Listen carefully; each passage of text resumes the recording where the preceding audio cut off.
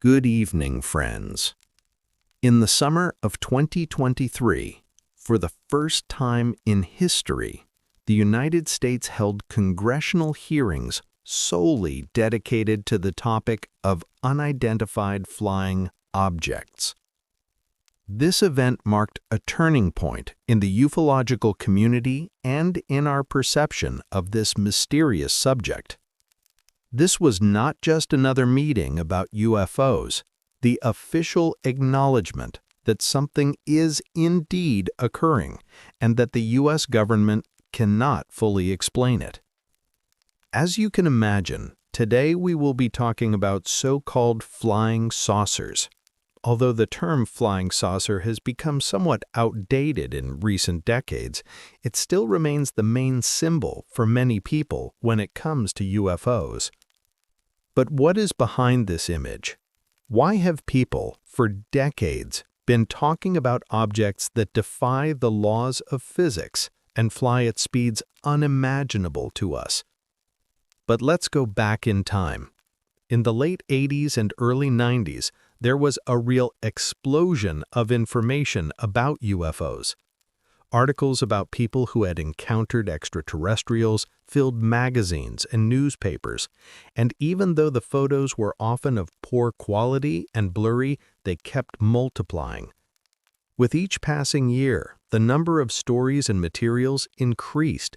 The anticipation of an encounter with something extraterrestrial became an integral part of popular culture. As we delve into these years, we understand that the UFO topic was not just a scientific subject in our minds. It was the embodiment of our deepest fears and hopes. Humanity has always been concerned not only about health and material well-being, but also about two great questions. What happens after we die, and are we alone in the universe? These questions have been discussed by philosophers, scientists, and religious thinkers since ancient times. Humans have always searched for answers, and perhaps one of the main motivations for studying space is the search for beings like us or more advanced civilizations. We looked to the sky and wondered what might be out there, above us, and this question remains relevant today. People have always wondered what or who is out there waiting for us. Could it be gods coming from the sky, as many civilizations' myths have described? Or perhaps they are not gods at all, but beings just like us, with whom we will meet at some point. Maybe they are already among us, but we are simply unable to recognize them. Perhaps they are watching us, just as we observe the animal world, or maybe they hide because they are simply too different for our perception. The topic of UFOs has become an integral part of human history. But let's not forget that there have always been skeptics who considered these ideas unlikely. Too often, unidentified phenomena could be explained as simple mistakes or sometimes even hoaxes. But over time, it became clear that these were not just random events. Think about it.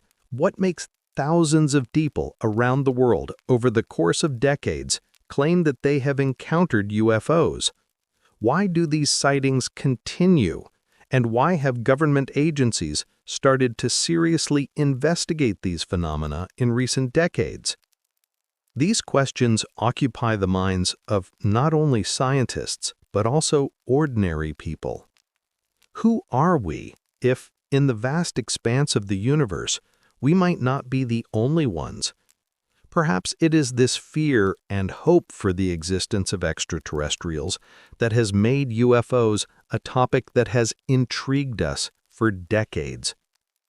As you can see, this topic attracts attention at many different levels, from scientific discussions to popular culture, from official government investigations to curious individuals who claim to have seen UFOs. Today, we will examine this topic from various angles, from skeptical analysis to cases that it seems are already impossible to ignore. Let's return to the congressional hearings in the United States.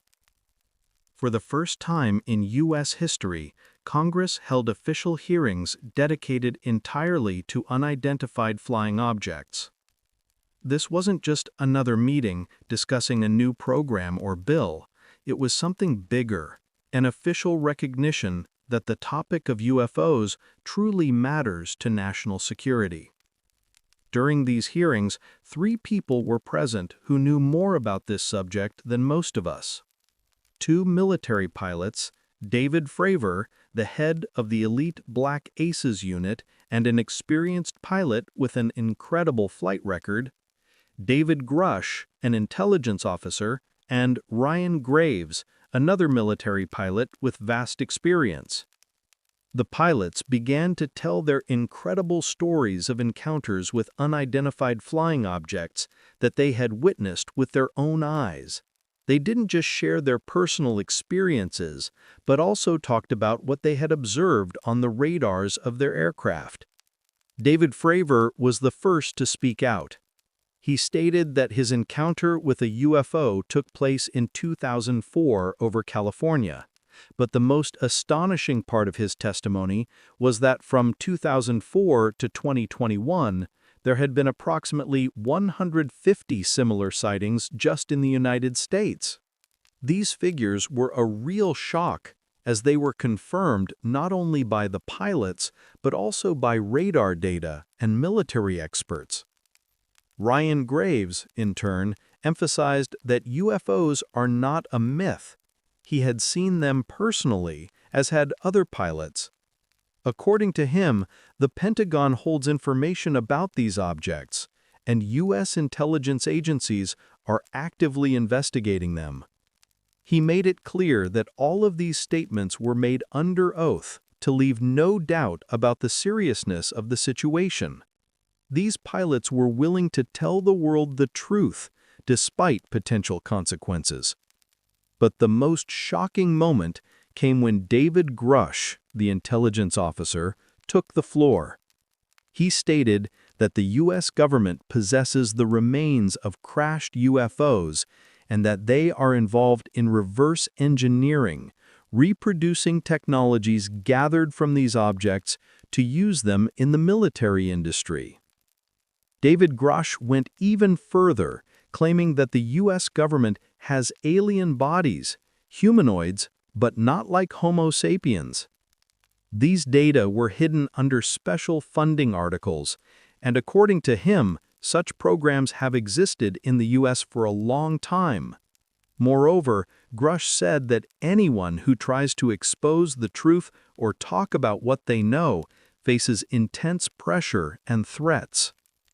The reaction of the U.S. Department of Defense was predictable. They immediately denied everything that had been said. In their statement, the Department of Defense acknowledged that, yes, they collect a vast amount of information about UFOs, but they remain extremely skeptical. The department emphasized that the overwhelming majority of reports can be explained by ordinary natural phenomena, meteorites, weather balloons, bolides, as well as optical illusions or even misperceptions. Now, let's take a look at what happened after these events.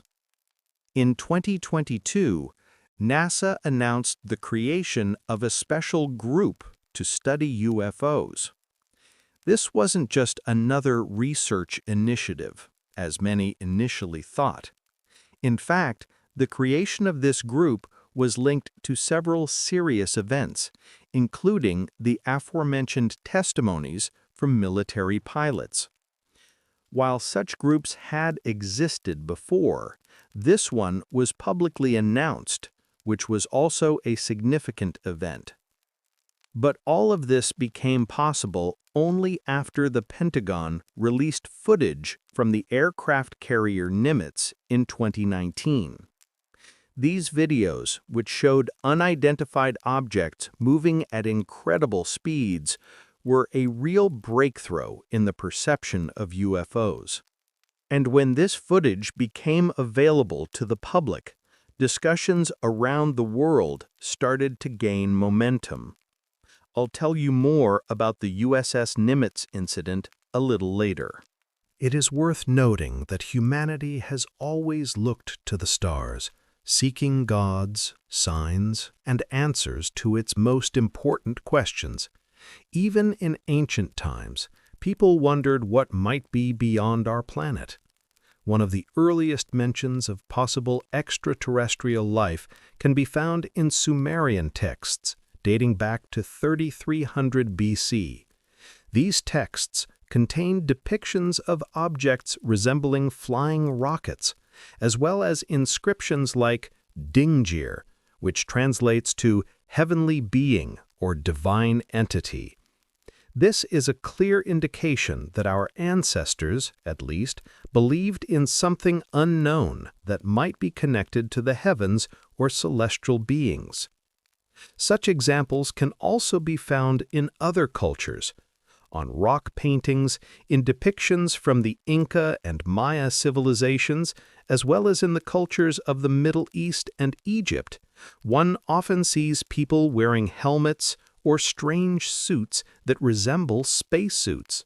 Some scholars believe that these images indeed depict astronauts or extraterrestrials, while others skeptically argue that they are simply metaphors or symbols reflecting religious beliefs and cultural symbolism.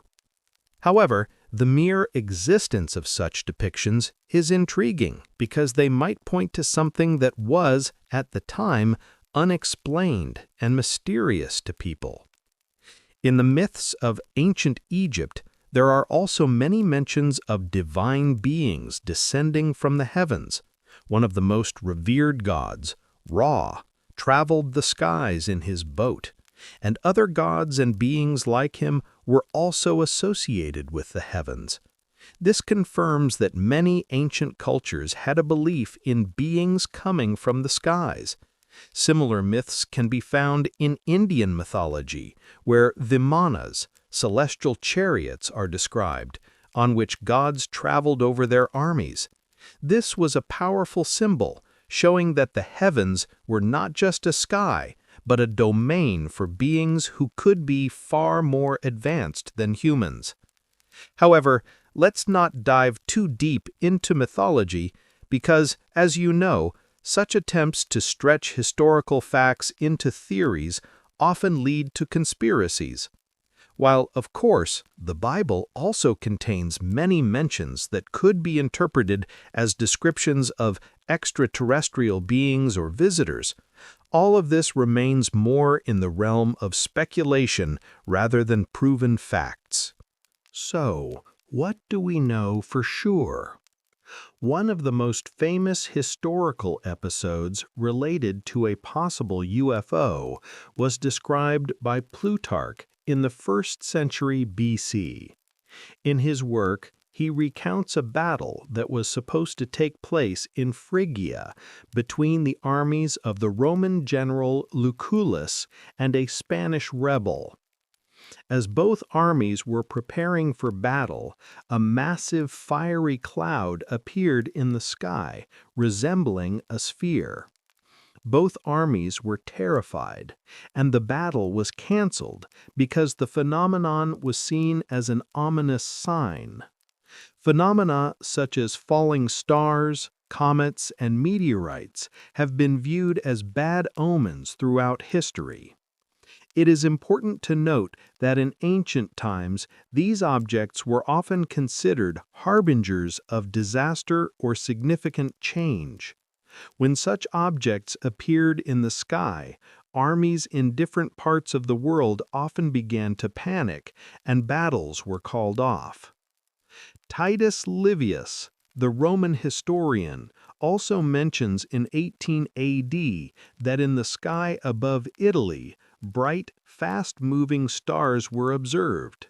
Such phenomena, like meteors, were seen as signs from the gods, and often brought with them fear and a sense of impending danger. In 909 AD in Byzantium, historian Leo Diaconus described the appearance of a bright star in the west that changed its trajectory. This phenomenon caused widespread fear, and people expected some catastrophic event to follow. Bright celestial phenomena often triggered superstitions, and not without reason. Not all mentions of UFOs refer to ancient myths. In the 16th century, for example, Benvenuto Cellini, the famous Italian sculptor, described his journey from Florence to Rome when his group saw a large spherical object in the sky above Florence. He was so struck by this event that he recorded it in his diary, describing the object as something completely unusual. By this time, people had already begun systematically recording such phenomena, although scientific explanations for them still did not exist. So, how does all of this connect to more modern observations? In 1876, the French astronomer and philosopher Camille Flammarion published a work titled Inhabitants of the Heavenly Worlds.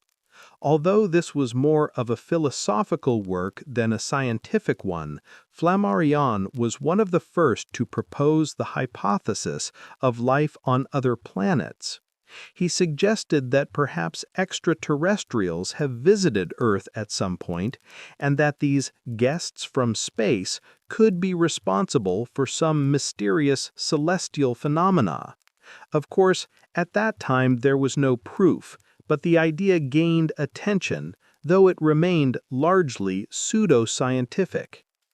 As time passed and the world wars began, we witnessed even more reports of unidentified flying objects. During both world wars, there were reports where pilots and military personnel claimed to have seen something strange in the sky. These objects could not be explained as familiar meteors or military aircraft, and many witnesses described objects moving through the air at speeds that were impossible for their time. After World War II, a real UFO mania began.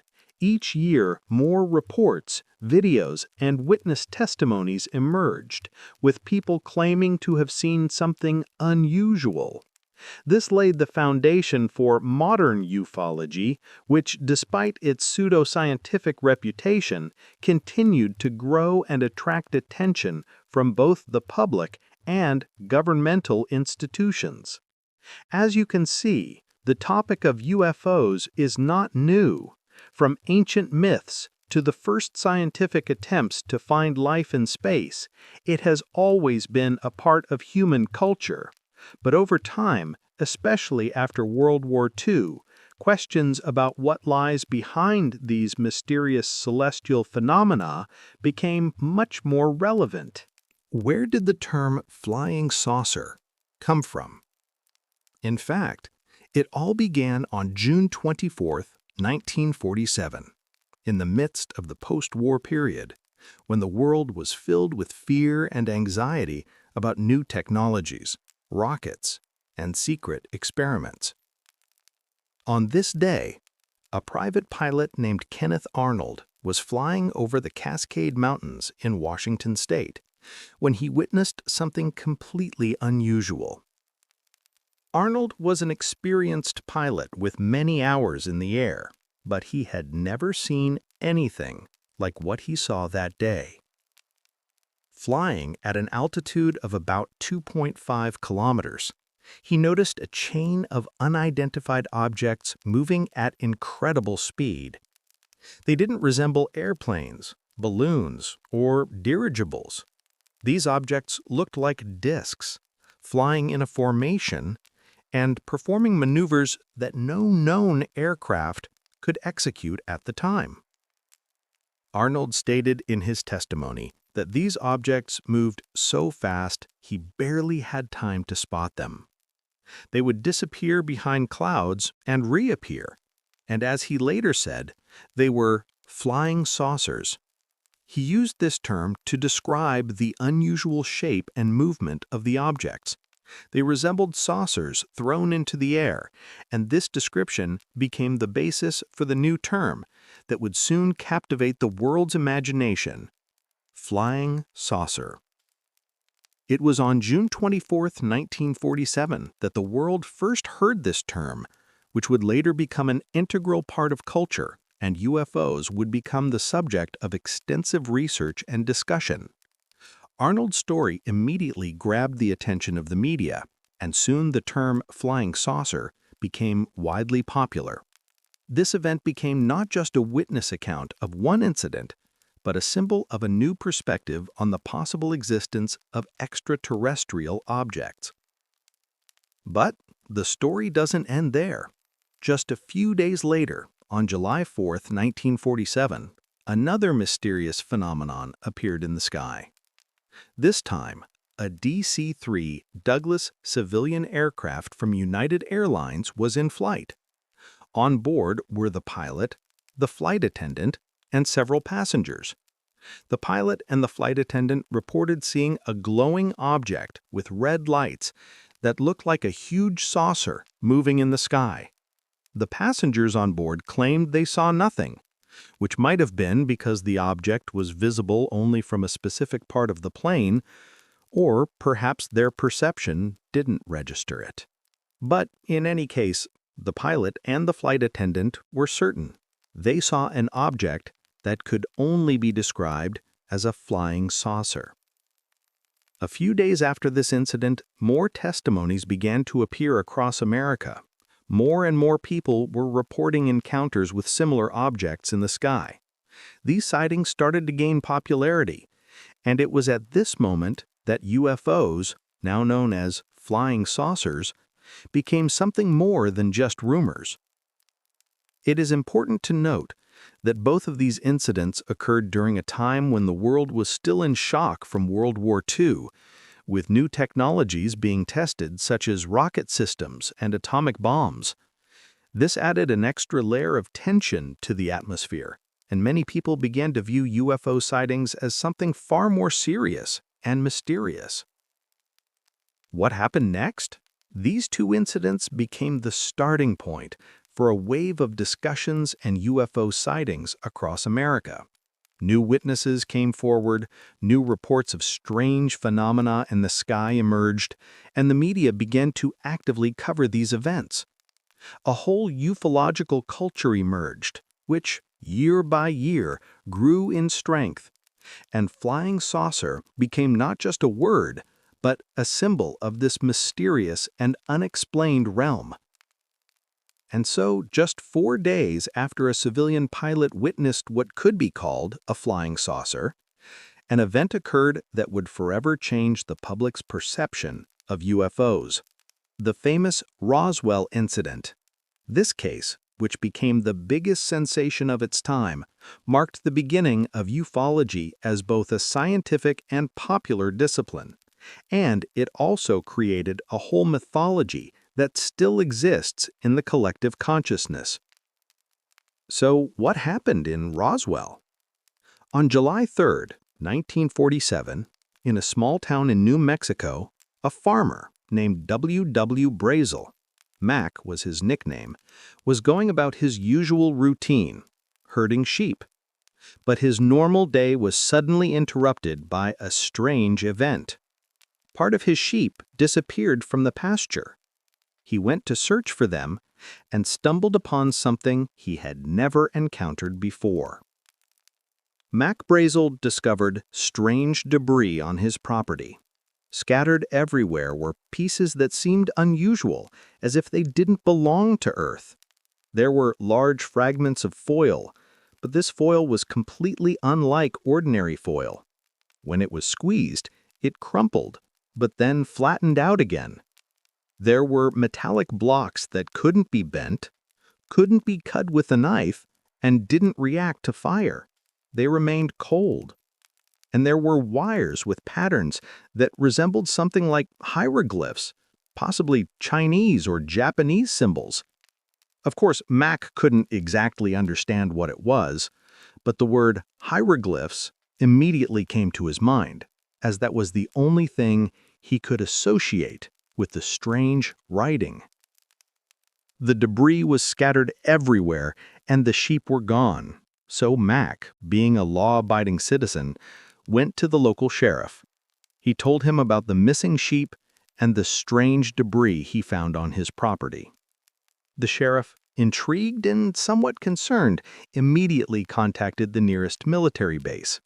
Military personnel soon arrived at the site and began collecting the debris. But Mac didn't stop there. He didn't remain silent, as the authorities might have expected. Instead, he went on the radio and told the story live on air. He said that he had seen a flash of lightning and heard a loud boom. Then he noticed a noise, and when he approached the site, there were pieces that looked like the remnants of a saucer or a ball. He couldn't quite understand what it was, but what he saw shook him. Here's where things get strange. The broadcast was suddenly cut off. Some people claim that the radio broadcast was indeed interrupted, but others say it was just an accidental technical issue. Nevertheless, information began to leak out. Everything that was happening could no longer be kept secret. What happened next?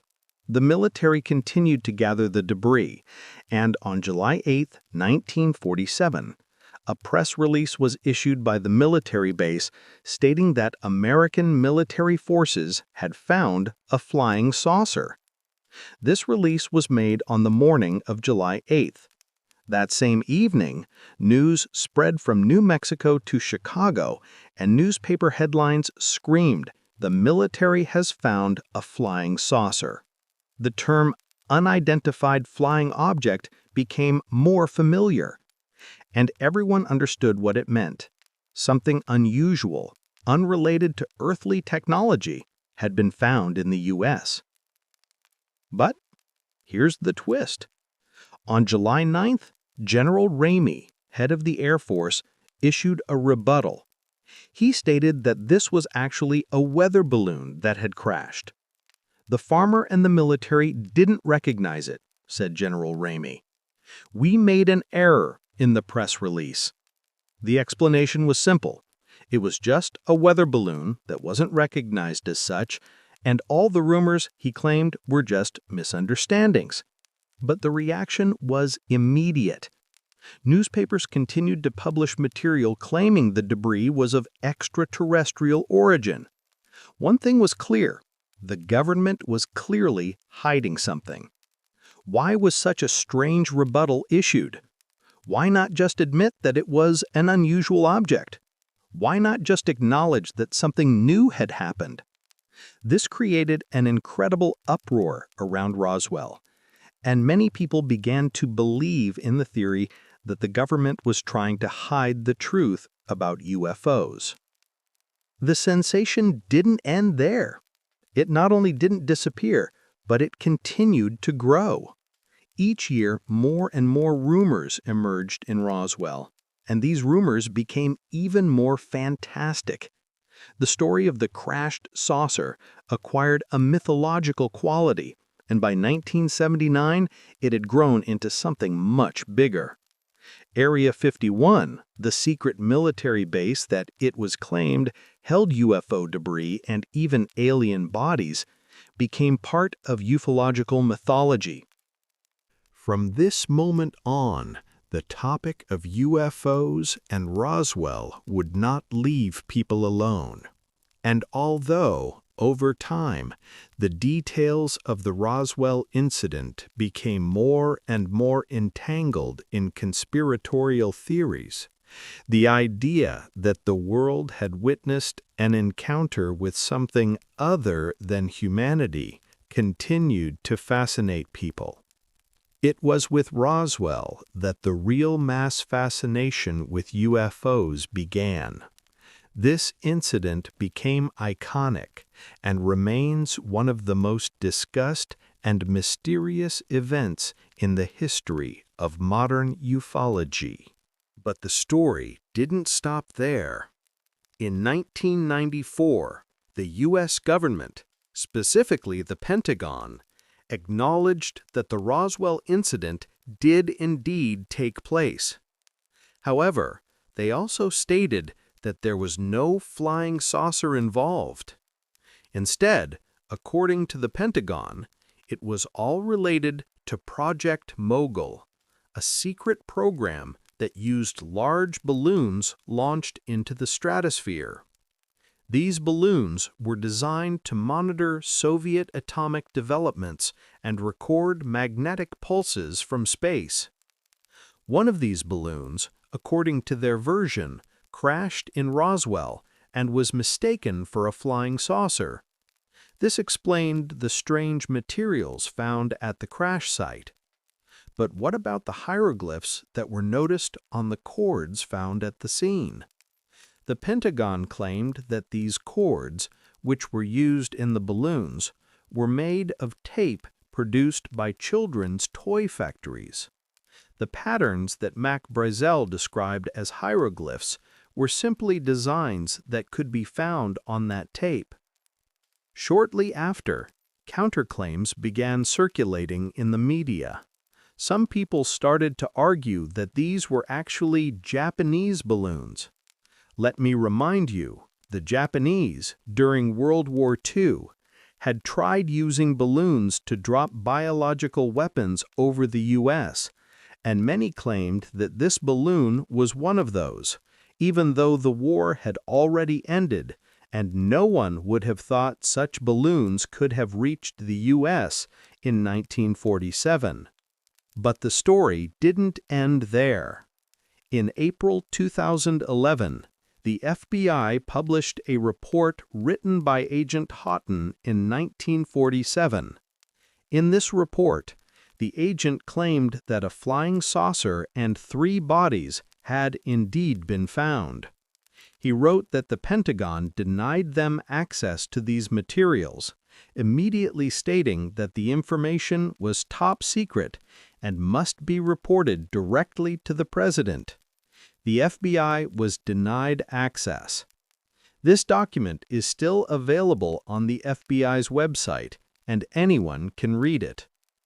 No matter how much the Pentagon tried to close this topic, interest in the incident didn't fade. In 1979, nearly 30 years after the Roswell events, Marcel, a U.S. Army officer, decided to tell his story. He gave an interview to 2 researchers, Leslie Muttrow and Stanton Friedman, who were writing a book about Roswell. In his hands were photographs that he claimed were taken by him right at the heart of the events.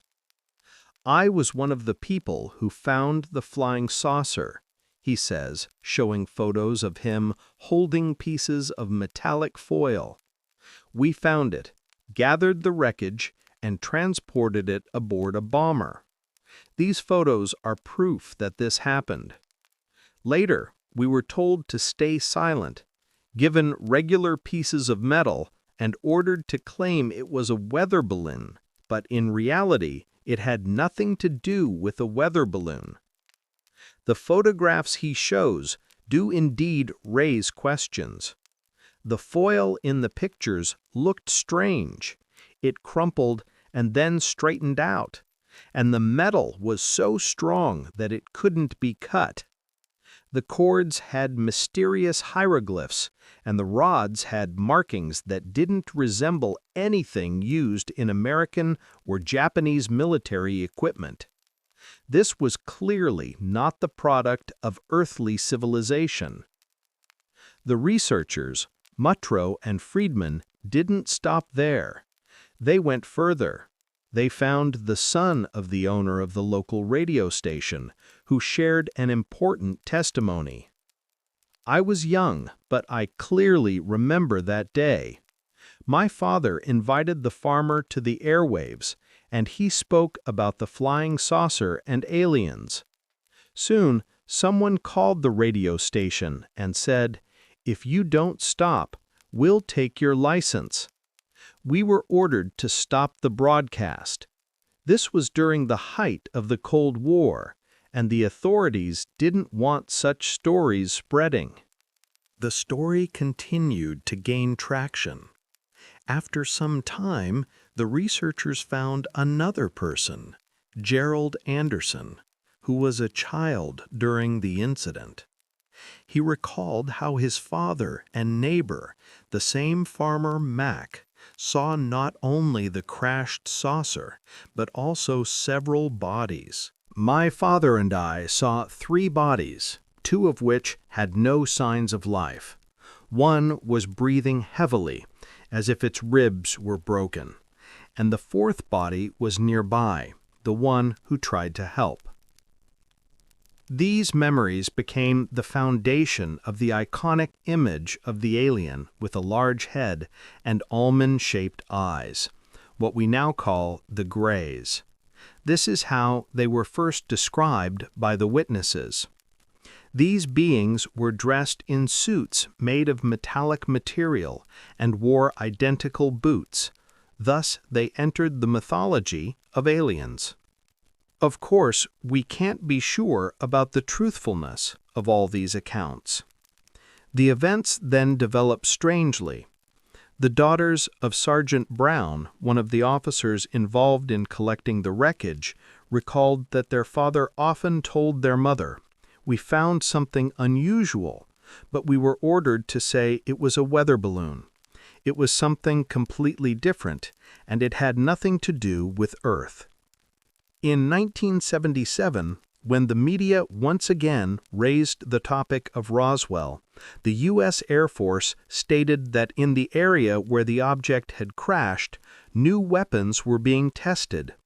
They claimed that the wreckage was actually mannequins dropped from parachutes, and everything was mistakenly taken for aliens.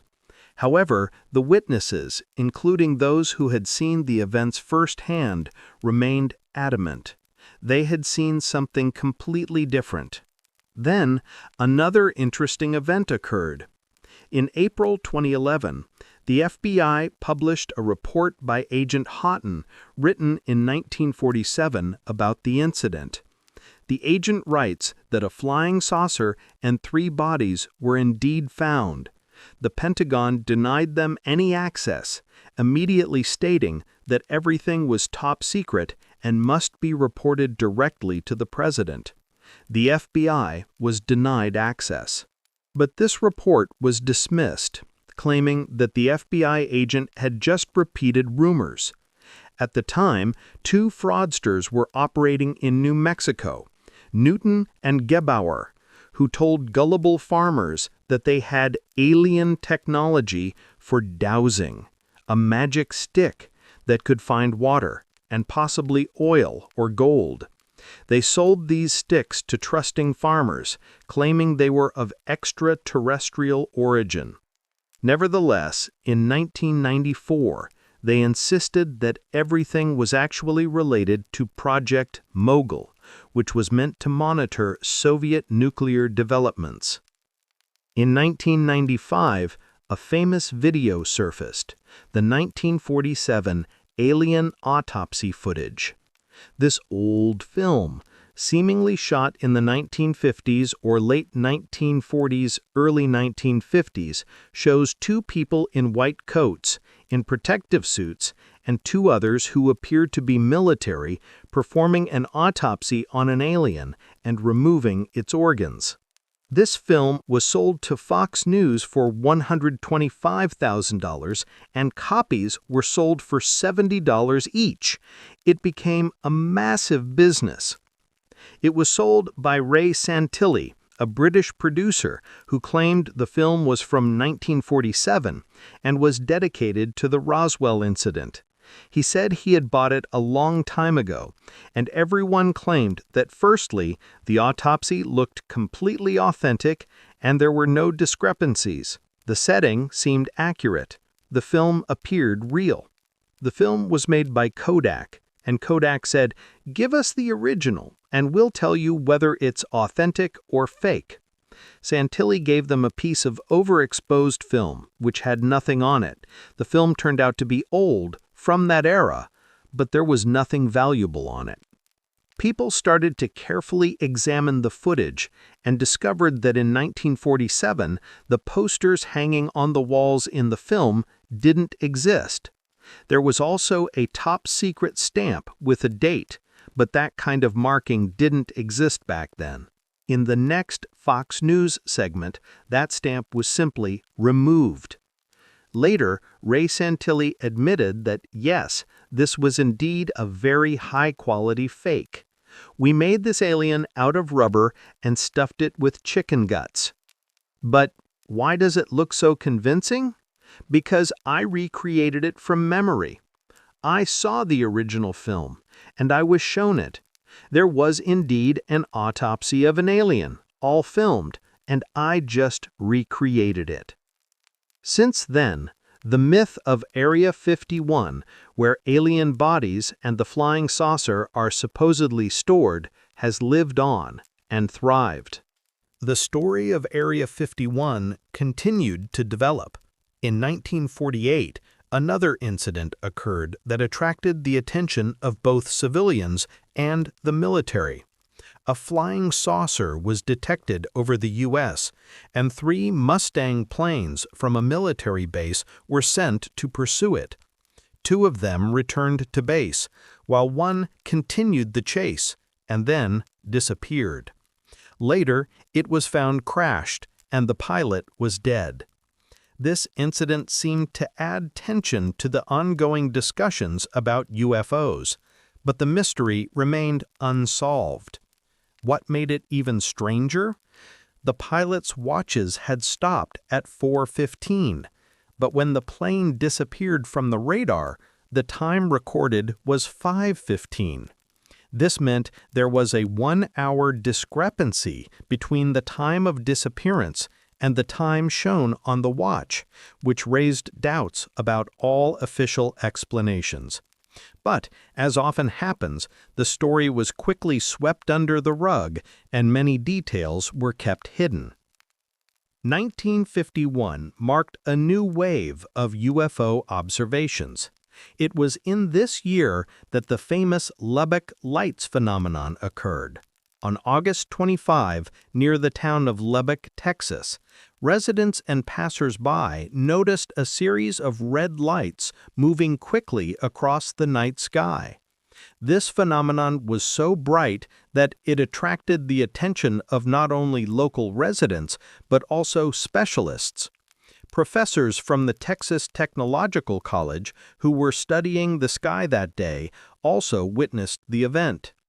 The following day, August 26th, radars in the Washington, D.C. area recorded unidentified objects moving at high speed and disappearing quickly, which only increased the mystery of the event. Interestingly, this occurred just when radar stations had begun actively monitoring the objects appearing in the sky. On August 31 of the same year, a student named Hart saw the same series of red lights. At one point, he grabbed his Kodak camera, and when the lights reappeared, he managed to take photographs. This was quite an interesting event, and his pictures became evidence that this phenomenon could not be explained by simple natural causes. The official version presented to the public was quite banal. It was just light reflection in the fog, or light from large birds creating an optical illusion. However, numerous testimonies and photographs undermined this explanation. At the same time, the Grudge Commission was already operating in the U.S., established in 1951 to gather information on unidentified flying objects. This commission was the predecessor of the more well-known Project Blue Book, officially formed in 1952 under the orders of the President of the United States to thoroughly document all known UFO sightings. The goal of these projects was clear: to understand the nature of these objects and, most importantly, to determine whether they posed a threat to the national security of the United States. But in 1953, a group led by physicist Robertson concluded that there was no threat from unidentified flying objects. However, as is often the case with government investigations, people began to ask, If there is no threat, why is the government so keen on covering up these facts? At the same time, one of the most astonishing and documented events began, which would go down in history as the Washington merry-go-round. This was a long period from July 12 to 29, 1952, when unusual phenomena in the skies over Washington, D.C. became the subject of international discussion. It all started at 11:40 p.m. on either July 12 or 19, when a Washington airport controller detected 7 unidentified objects on the radar. They did not respond to requests and rapidly changed course, sometimes hovering in the air. This was confirmed by a colleague at another station. Soon, these objects began moving towards Washington, D.C., and most remarkably, hovered over the White House and the U.S. Capitol. Calls were made, but at that point, no contact could be made with the objects. By about 3 a.m., 2 jet fighters were scrambled for patrol, but they saw nothing and returned to base. The next morning, at 5:30 a.m., the object appeared again over Washington, D.C. By now, the media had begun talking about a possible alien invasion, and the newspapers were filled with headlines like, "Martians have attacked us." Witnesses in Washington reported seeing several unidentified flying objects in the sky, which only added to the panic in society. On July 26th, at 9:30 p.m., radar stations again detected objects that had returned. At 11:20 p.m., 2 jet fighters took off again, and one of them made a visual contact with the UFO. In the sky were 4 objects which began to surround the plane. The pilot requested instructions. What should we do? The response from the command center was brief: remain silent. The objects disappeared again, and once again, a few days later, new sensational reports flooded the newspapers confirming that people had seen UFOs in the sky. The headlines were overwhelming: "We've been attacked by aliens," and so on. On July 29th, a few days later, the U.S. Department of Defense held a press conference stating that all these phenomena had nothing to do with aliens. They explained it as a unique natural event, meteors and bolides coming from space, as well as optical illusions. It's clear that after incidents like those in New Mexico and Washington, trust in the authorities among the public sharply declined. More and more people began to confidently state that the authorities were hiding something. This led to the spread of conspiracy theories, asserting that UFOs really do come from other planets. Perhaps they are observing humanity or even controlling us. Some theorized that aliens might be in cahoots with world governments, providing technologies that are carefully hidden from the public. However, as always, these theories remained at the level of rumors and speculations, without any concrete evidence. Then came testimonies from people who not only claimed to have seen flying saucers, but also been aboard them. These individuals spoke of being abducted by aliens, taken to Venus, Mars, and even other planets. This opened up a new direction in ufology, known as the contactee phenomenon. Contactees were those who claimed not only to have witnessed UFOs, but also had personal interactions with extraterrestrials. Interestingly, these stories were not exceptions, but became increasingly widespread. Ordinary people with no scientific background or experience in astronautics began to recount their encounters with aliens. They described details that could only have been known by someone who had actually been to space, such as the firefly effect in space, something only astronauts had reported seeing. These descriptions sound, to put it mildly, strange, especially when considering that the people telling these stories had never left Earth. Nevertheless, they insisted on the truthfulness of their accounts, and some of these stories caught the attention of researchers. However, let's step away from this direction for now, as it mostly relies on belief and subjective impressions. These abduction stories are generally part of conspiracy theories, where it's difficult to separate facts from speculation. However, it's important to acknowledge that the contactee phenomenon remains an important part of ufology and continues to shape the perception of UFO phenomena among certain circles. Let's move on to another important chapter in UFO history. In 1965, in the small town of Kecksburg, Pennsylvania, an incident occurred that attracted not only the attention of residents, but also the authorities. A fireball fell in the forest, and several witnesses saw it. According to them, it was something unusual that couldn't be an ordinary meteor. The military quickly arrived at the scene and loaded a large cone-shaped object onto an army truck which, according to witnesses, was clearly not of earthly origin. Over time, a version emerged that it could have been a crashed Soviet spy satellite, but the shape of the object did not match any known Soviet satellite.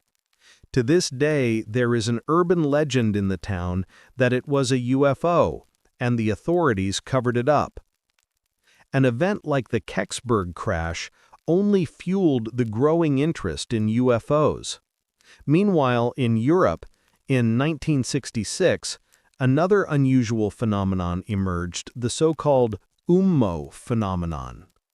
On February 6, 1966, in Madrid, a contactee named Peña saw a flying saucer with a symbol or hieroglyph on its underside. He immediately reported it, and the information made its way into the newspapers.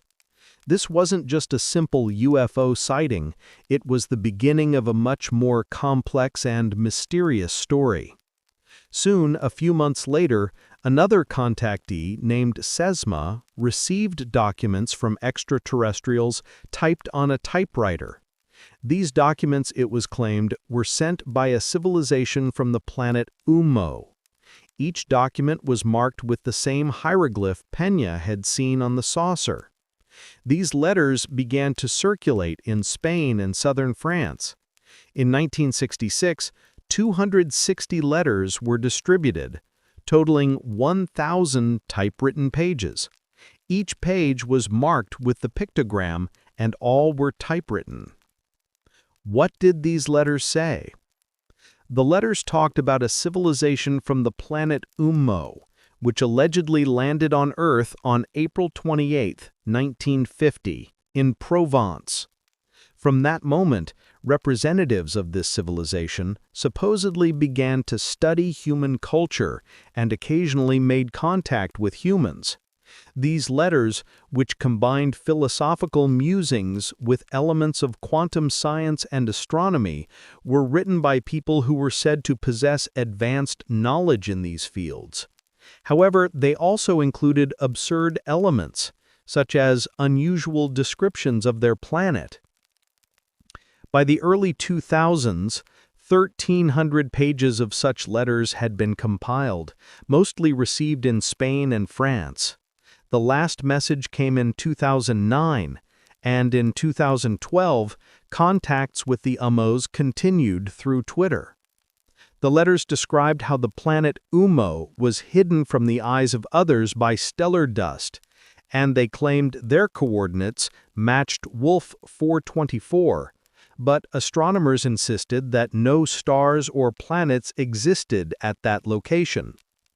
The moral philosophy of their society, as described in the letters, resembled Neo-Kantianism, a philosophy that includes a certain understanding of moral principles and the nature of humanity.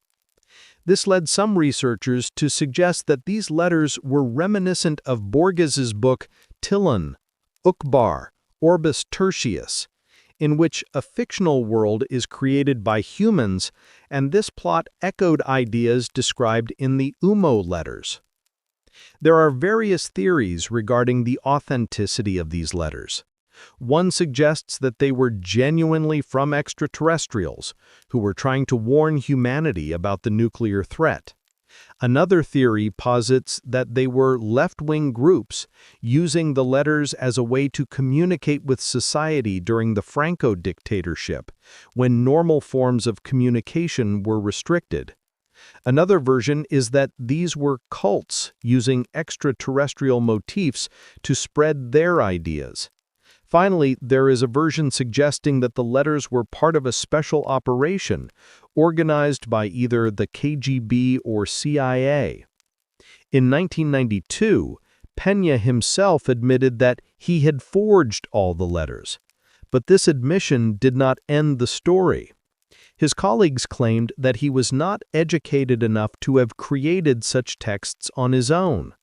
Despite his confession, the movement studying UMO continued to exist and attract attention. The time from the 1960s to the 1970s became the golden age of ufology. This was a period when interest in UFOs reached its peak, and popular culture began actively including the theme of aliens. During this time, films, comics, and music inspired by space themes began to emerge. Additionally, architecture started adopting designs inspired by UFOs.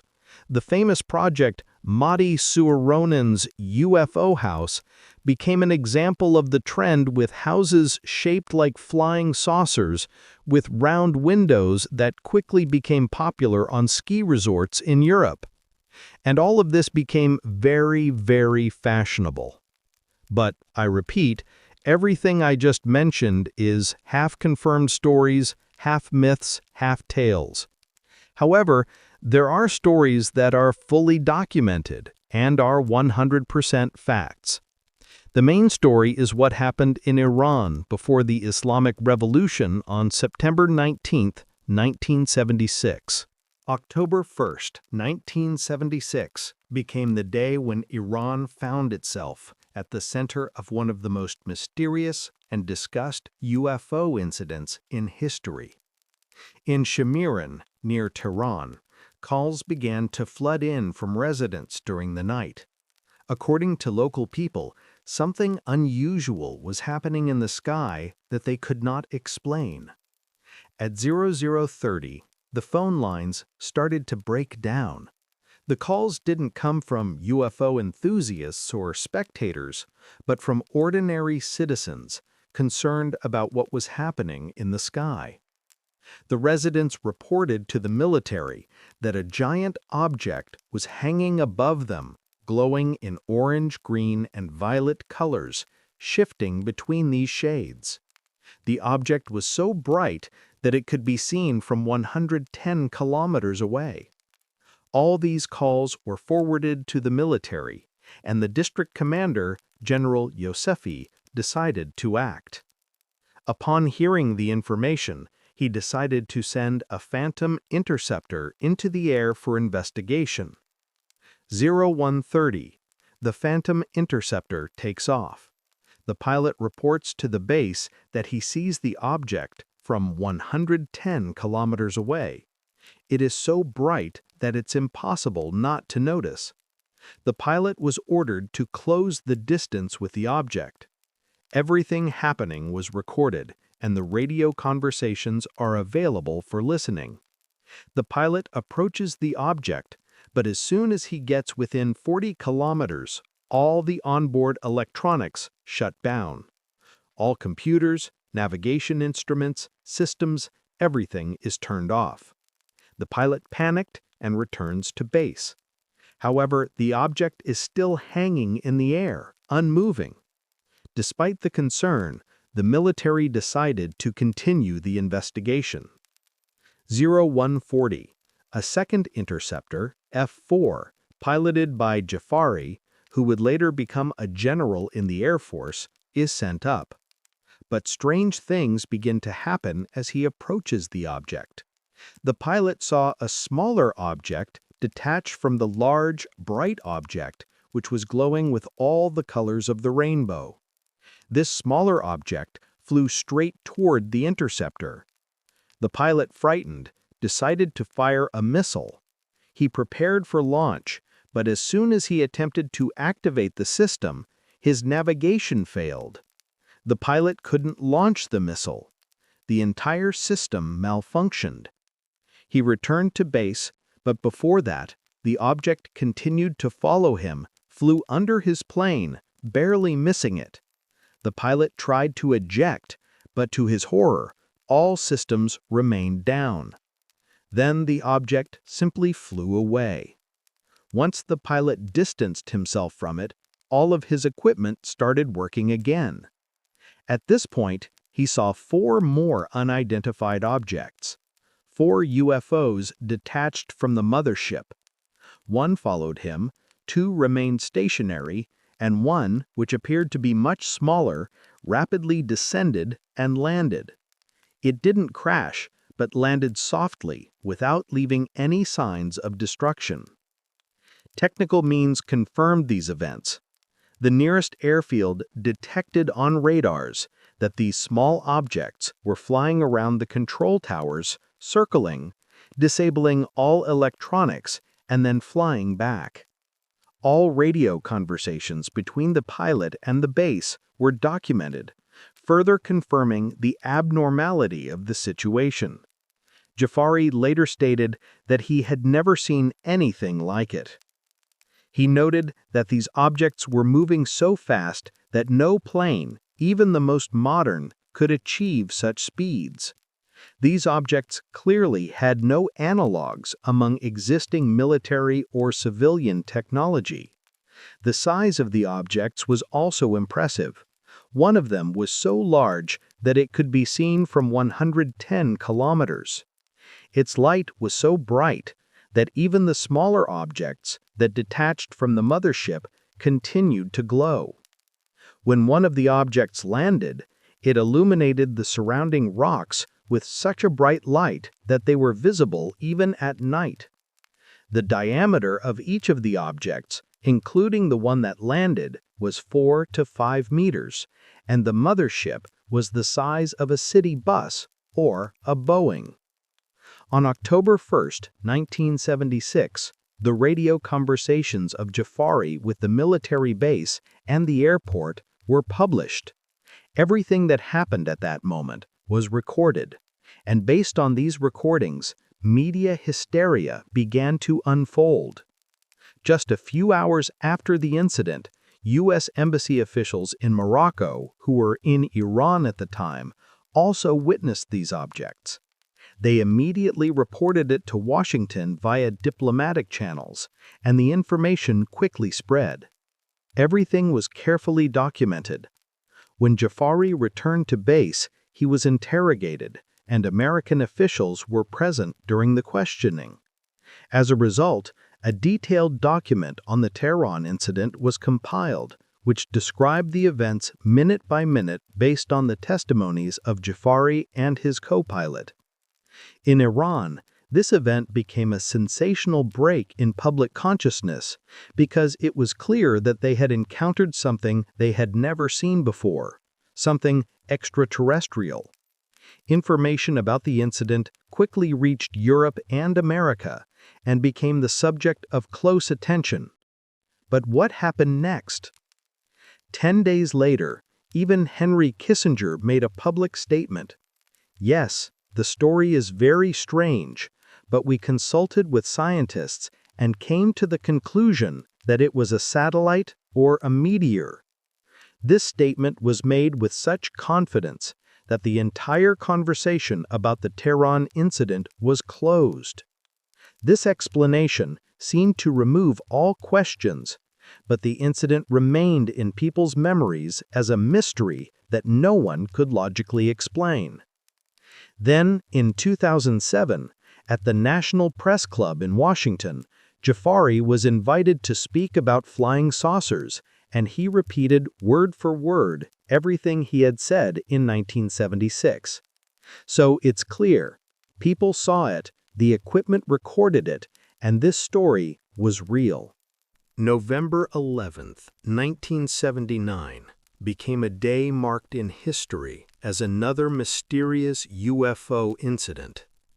A civilian flight from Salzburg to Las Palmas took off from Austria with a refueling stop in Mallorca. Throughout the flight, the pilots noticed nothing unusual. However, when they took off again from Mallorca and continued their journey, they saw something unusual in the sky, a huge flying saucer with bright red navigation lights.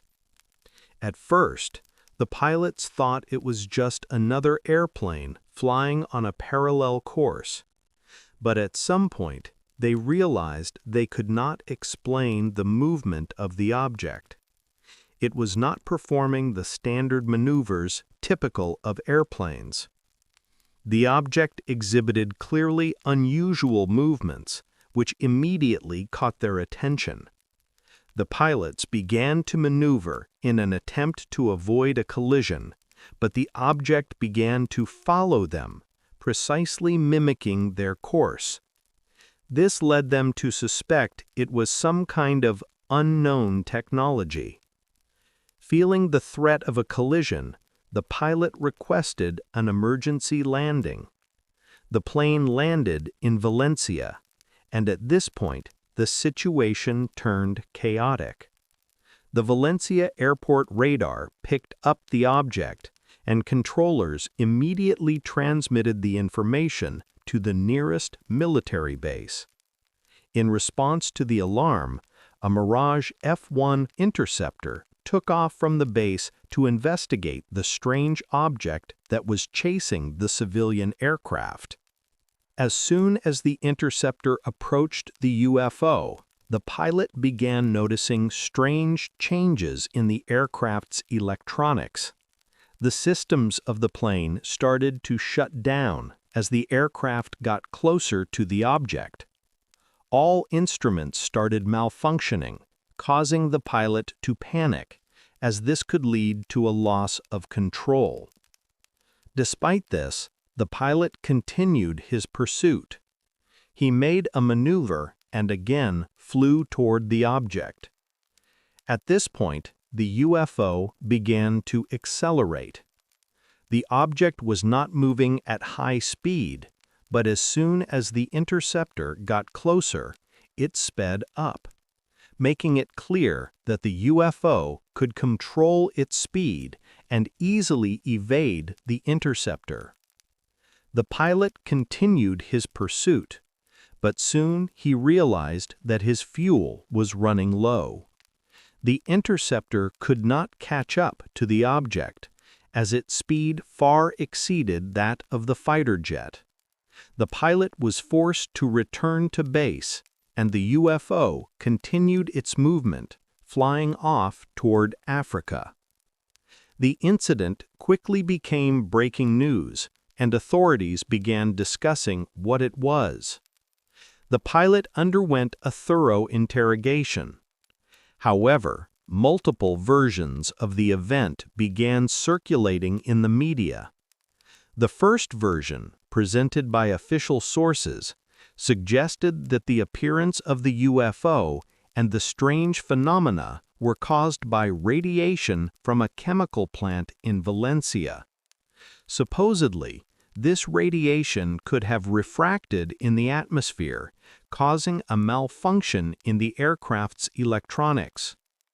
This explanation turned out to be unconvincing, as it couldn't explain why multiple systems aboard the aircraft had shut down and why precisely at the moment the object was near.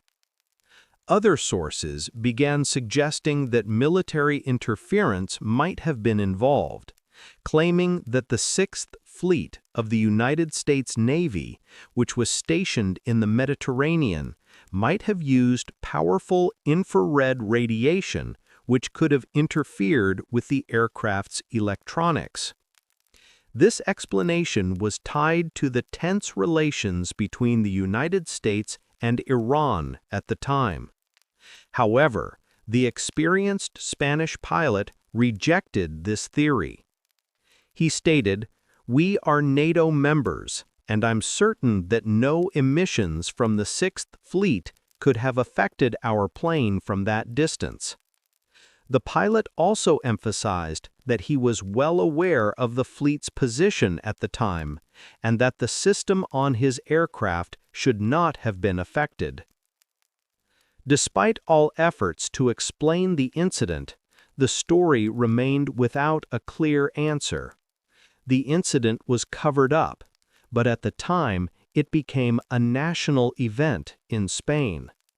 Authorities continued to offer their explanations, but after numerous investigations, interviews with pilots, and reports, it became clear that this was something completely unusual and inexplicable. So what was happening in the Soviet Union, while the United States and Europe were engulfed in excitement about UFOs?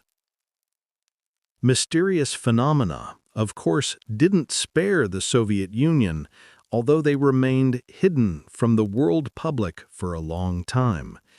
In Russia, just as in other parts of the world, strange events continued to shake people, events that eluded scientific explanation.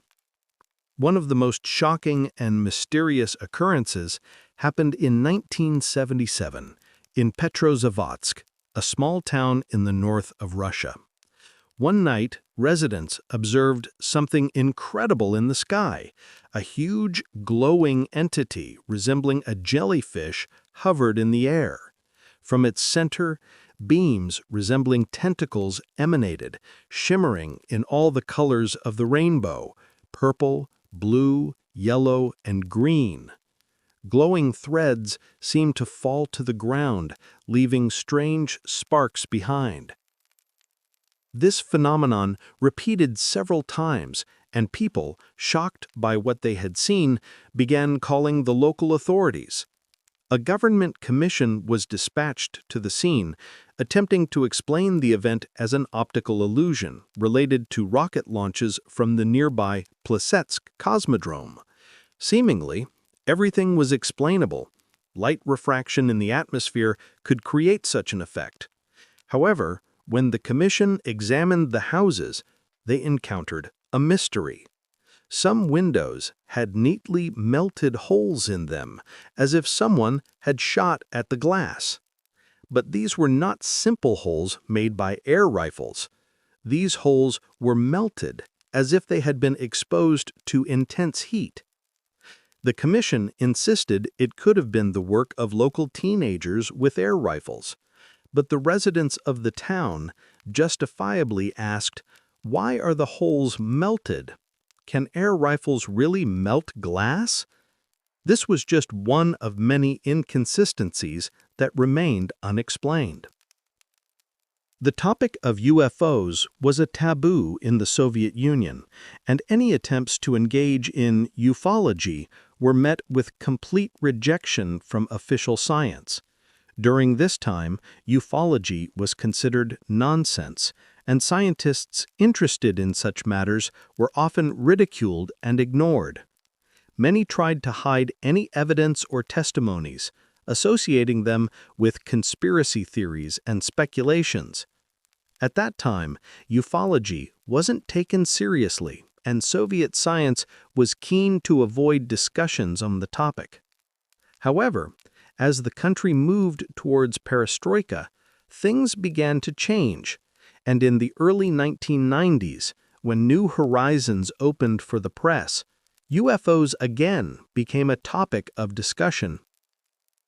In 1989, in the heart of the Soviet Union, Voronezh witnessed another incident that drew the attention of the entire country and later the world. Several school children became witnesses to a UFO landing in their city. People claimed to have seen extraterrestrials emerge from the saucer. They were wearing strange suits made of metallic fabric, and their shoes resembled those worn by astronauts. The local newspaper immediately published an article about this unusual event, and soon the news about the Voronezh aliens spread across the entire USSR.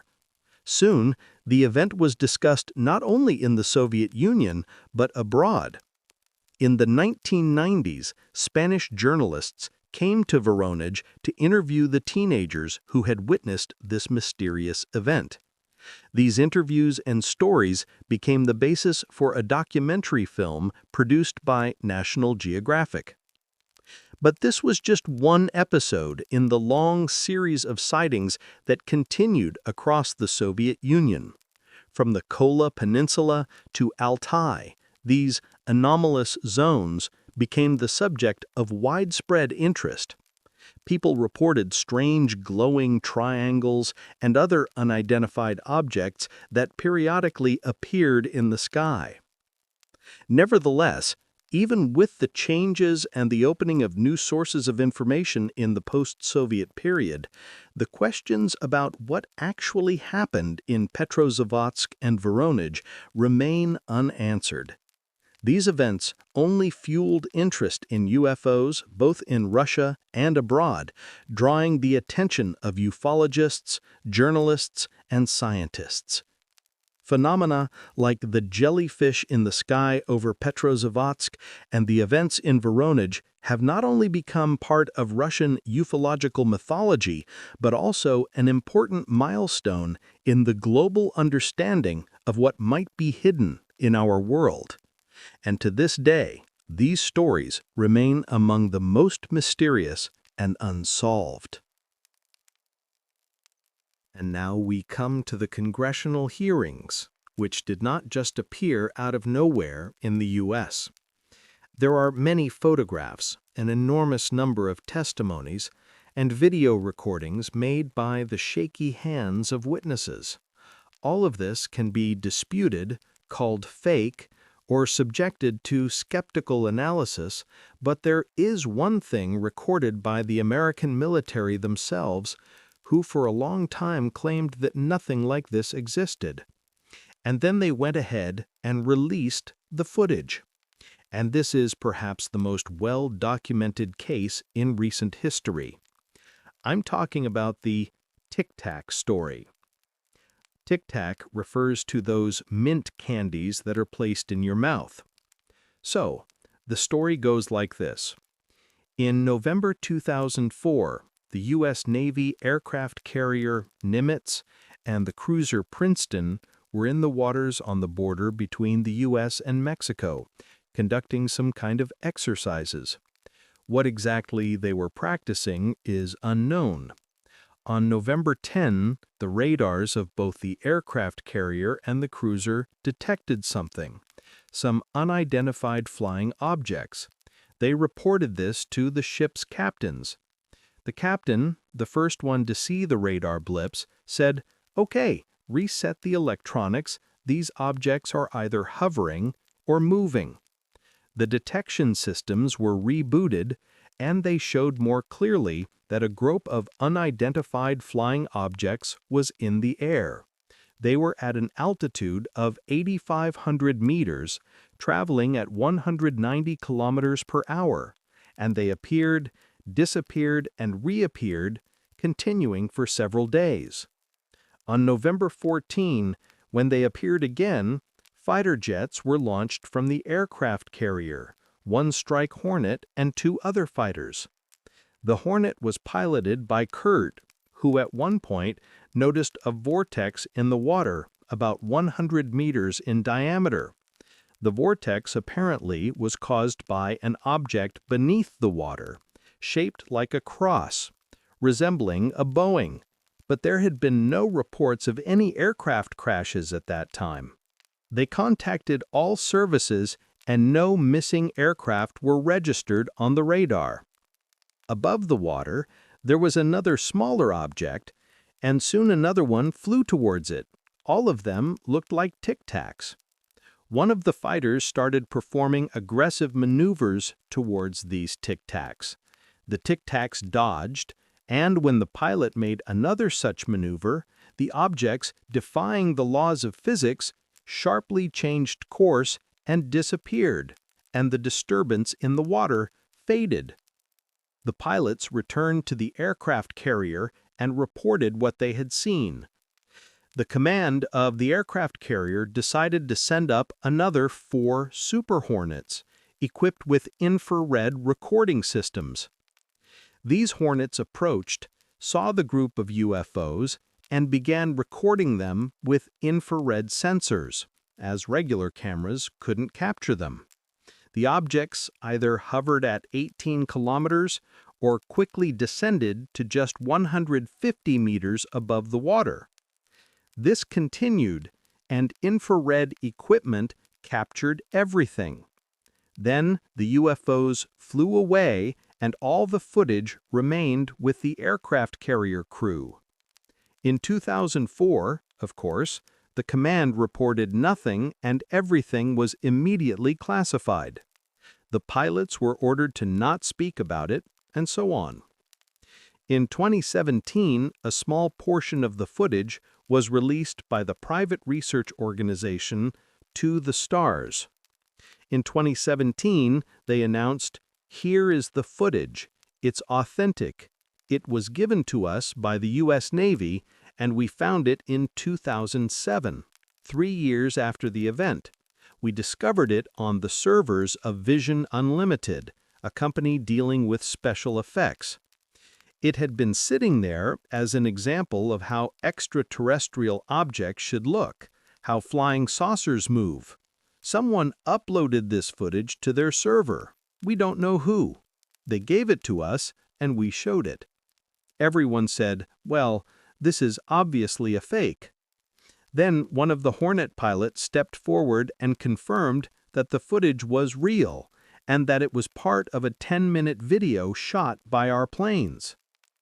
After landing on the Nimitz, the command contacted higher authorities, a helicopter arrived, and they took everything, all recordings, all onboard surveillance systems, and all the radars were rebooted.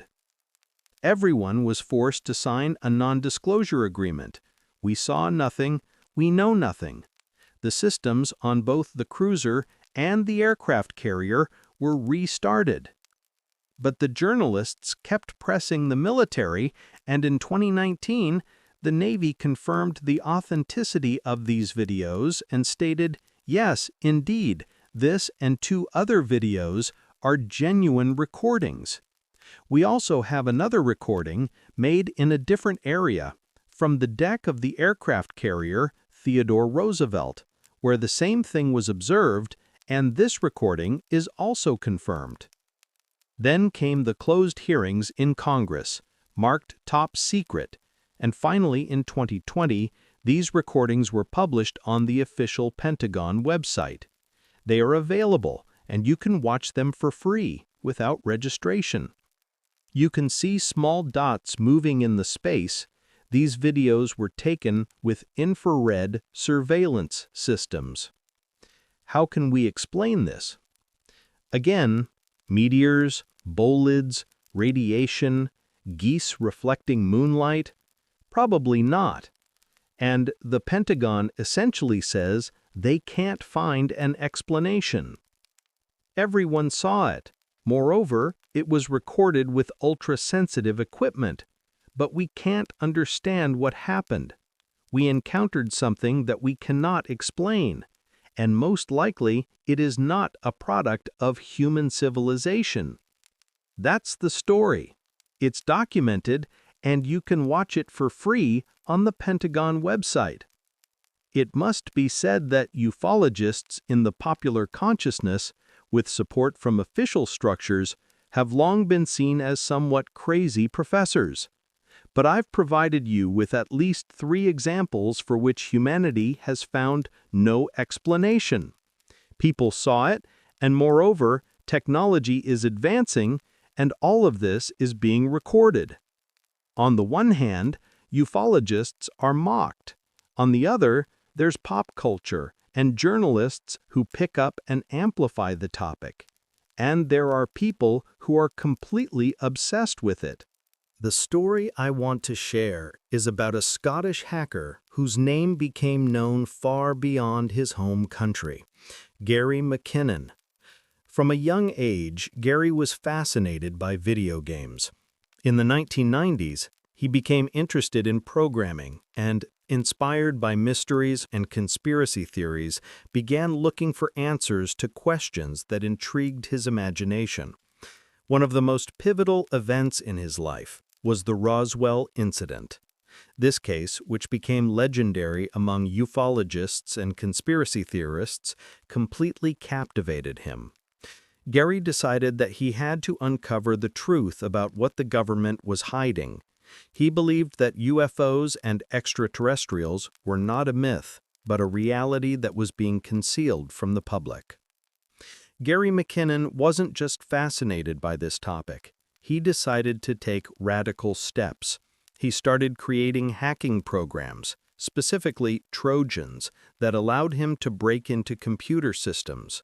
From February 1, 2001 to March 19, 2002, he actively hacked into NASA's servers. It's important to note that Gary didn't steal data. He didn't use the information for personal purposes. His goal was to discover information that, in his opinion, was being hidden from the public. He was convinced that the government was hiding the truth about UFOs and extraterrestrials and wanted to find proof. At some point, Gary, having gotten caught up in the process, mixed up time zones and began downloading data from NASA's website directly to his personal email. This wasn't very professional, and it was this moment that became his fatal mistake.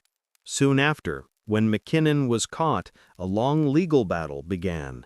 The authorities demanded his extradition to the United States to face charges for his actions. The process dragged on for several years, and even by 2010, it was unclear how it would end. At one point, the decision to extradite him was overturned. Then it was reinstated. But ultimately, after Theresa May intervened, who was the Home Secretary of the UK at the time, the extradition was cancelled. May stated that Gary had a personality disorder and that if he were imprisoned for an extended period in a U.S. prison far from home, he wouldn't survive the stress and his health would suffer. Therefore, it was decided that he would not be extradited. So, what exactly did Gary McKinnon find, according to him, during his hacks? When he infiltrated NASA's systems, he claims to have discovered information about a project called Disclosure.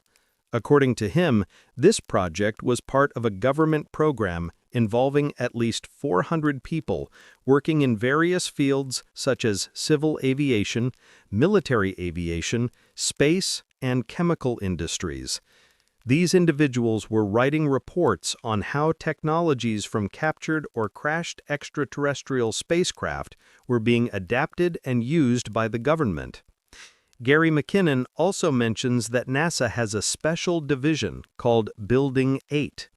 According to him, this department is responsible for UFO research and collects all publicly available information.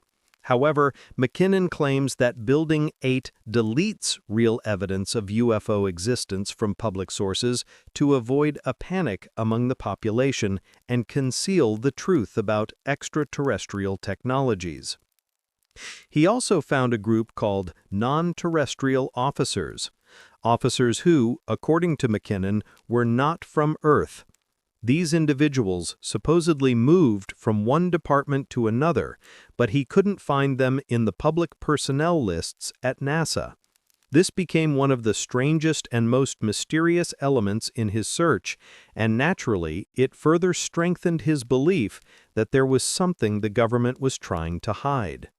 When asked about the proof of his claims, Gary responded that, in 2001, the Internet was much slower than it is today, and files loaded extremely slowly.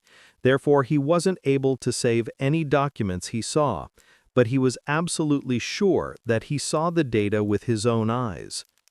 This story can be viewed in various ways. Gary McKinnon could have been mentally unstable, as his critics claim, but his actions and findings can also be seen as part of a larger conspiracy, or as evidence that can't be confirmed but is highly intriguing. In the UK, his case became widely discussed, and in America, many viewed his actions as a serious violation.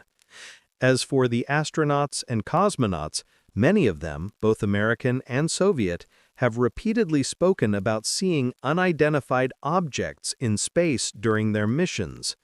In the 1970s, these statements were made publicly by several well-known figures. In conclusion, I would like to discuss Area 51, one of the most famous and discussed locations in the United States. The existence of Area 51 was officially acknowledged by the U.S. government only in 2013, although information about its existence had been available since the Cold War. Shortly after Soviet reconnaissance satellites photographed the base, U.S. authorities confirmed its existence, but claimed that Area 51 was used exclusively for the development and testing of military technologies. Initially, Area 51 was used for testing U-2 reconnaissance aircraft, and later, more modern F-117 stealth aircraft. While these technologies were highly classified at the time, they had no connection to UFOs or extraterrestrial technologies, as is often claimed in popular theories. Area 51 continued to remain a closed and highly guarded facility. It became a subject of interest both for researchers and the general public. In 2019, an internet flash mob was organized in connection with this site. The creators of the Storm Area 51 page proposed the idea of a mass visit to Area 51 with the aim of declassifying it. The page quickly gained popularity, including among notable figures such as Keanu Reeves, Elon Musk, and others, which further intensified public attention on the base. On September 20, 2019, around 3,000 people gathered near Area 51 for events and festivals. Approximately 100 people tried to get closer to the base, and 40 people reached the gates, where they were met by military police. Several individuals were arrested, but in general, the mass invasion did not happen, and the situation was peacefully resolved. So, what is hidden in Area 51? We cannot confidently claim that something supernatural or extraterrestrial is stored there. This place remains classified, and many questions about its activities remain unanswered. At the same time, it should be noted that Area 51 is a location where new military technologies are developed, including in aviation and weaponry. And this activity is tightly secured. As for what the authorities are hiding, that is an open question.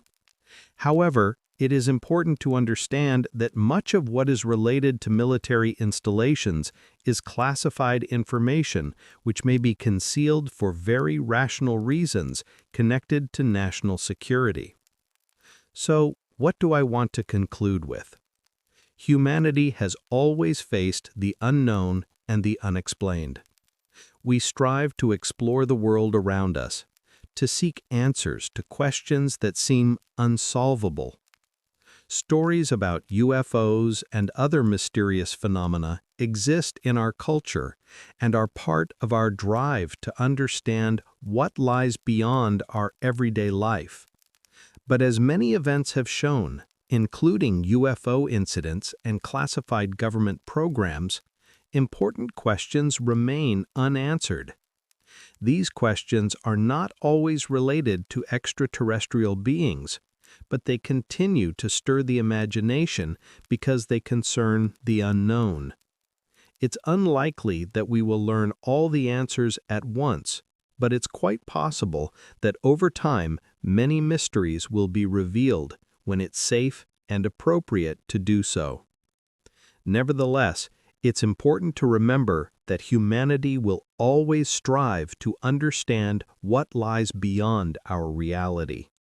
By unraveling the mysteries of space and nature, we are not only seeking answers to questions, but also expanding our horizons of perception of the world.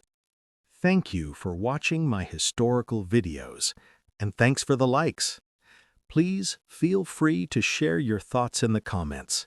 Maybe you've seen a flying saucer yourself, or perhaps someone in your family has. Or maybe you know of some documents or cases I didn't mention. I'd love to read your comments.